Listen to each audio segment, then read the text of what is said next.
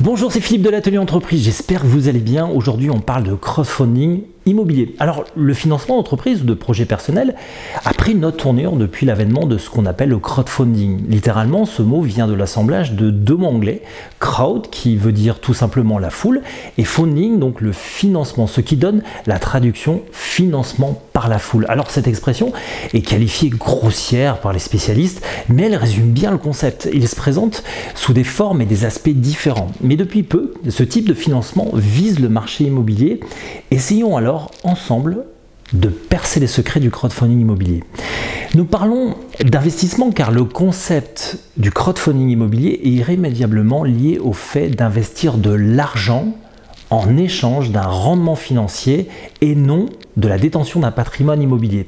Pour faire simple, le crowdfunding immobilier se passe de la manière suivante.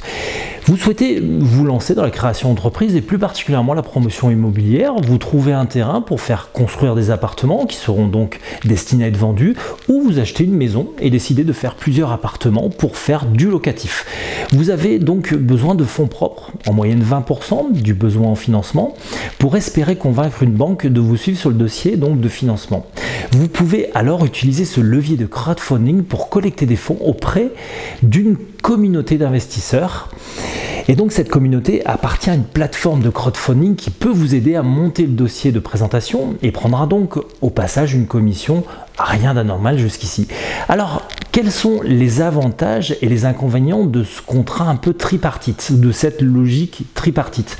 Côté promoteur ou investisseur immobilier, cela lui permet tout simplement de lancer plus de projets immobiliers en même temps grâce à ce levier de collecte de fonds.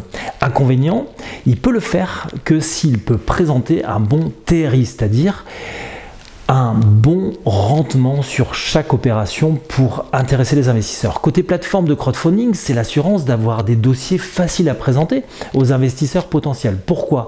Nous savons tous que l'investissement dans la pierre en France est un peu ancré dans notre ADN. Reste que la sélection des dossiers est importante pour satisfaire aux attentes des investisseurs. Et côté alors investisseurs, c'est l'assurance tout simplement de diversifier ses investissements et le rendement attendu est en moyenne de 10%, ce qui est largement supérieur au livret A ou notamment les assurances vie dans lesquelles sont stockés des milliards d'euros.